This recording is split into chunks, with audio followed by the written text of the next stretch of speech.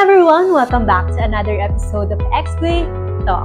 I'm Jella, and yes, this is our episode 2 of PMJ series with Doc Amy. And Doc Amy, welcome back to our episode 2 of PMJ series. Thank you, Jella. Let's do this. Okay, Doc, let's start here. Bakit nga ba hindi pwedeng i-google ang PMJ? Because TMJ disorder overlaps with other symptoms. So, kailangan ng proper evaluation. Doc, paano ba ginagawa ang PMJ evaluation here at Exquisite Advanced Mental Center? At Exquisite, we do history taking, we check the jaw movement, we do muscle palpation, we do bite analysis, and imaging. So, hindi lang siya basta tingin, Doc. Ito yung question ko na sure akong maraming curious sa ating mga viewers. What makes Exquisite Advanced Mental Center different when it comes to PMJ? At Exquisite, we don't treat TMD as jaw pain lang. We treat it as a whole system issue. We check the bite, the jaw movement. We also check the muscles, the habits, and the jaw triggers. And we focus on evaluation because TMJ therapy is not one size fits all. So, Doc, hindi siya quick fix. No, we have to address the cause first. So, Doc, ano yung treatment options? Kasi kala ng iba, surgery agad kapag narinig na yung PMD. Most TMJ cases are managed conservatively.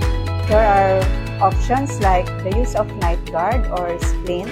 We teach the patients to do jaw exercises, to do muscle relaxation, and we teach them lifestyle changes. We also do bite correction and orthodontics or braces if needed, and we also do posture correction. Doc, posture talaga? Like cellphone posture? Yes, forward jaw posture affects jaw tension.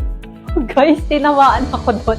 Doc, fun fact ulit tayo. TMJ Mythbusters. Myth number 1. Normal po ba ang clicking sounds? No, it's not normal. Pag may clicking sound na, may TMJ disorder na ang patient. Myth number 2. Cause lang po ba ng stress ang TMJ? No, there are many causes of TMJ disorder, and stress is only one of the factors that cause TMJ disorder. Doc, myth number 3.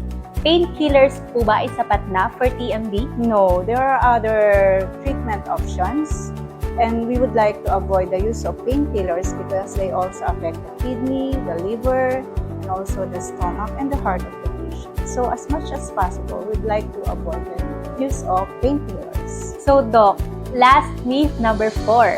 Bunot agad? No, as much as possible, we'd like to avoid extraction. We should do it only when necessary because pag marami nang nawawala sa ating mga meeting, so ang nangyayari, bumabagsak na ang bite. Doc, marami kasi akong kilala na nakaka-experience ng TMD. Kailan ba dapat sila magpa-check sa TMJ practitioner? Okay, pag na-experience na nila yung jaw locking, daily pain, headaches, ear pain, difficulty in chewing, and worn down teeth. So, Doc, may mabibigay po ba kayong payo para sa ating mga viewers na nakaka-experience ng TMD? Okay, kung may TMD ang patient, huwag nang patagalin ito. Mag-consult agad sa TMJ practitioner.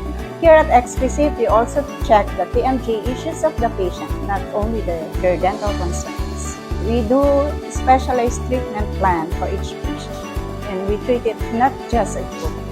Sana mas maraming makaintindi kung anong difference ng TMJ at TMD.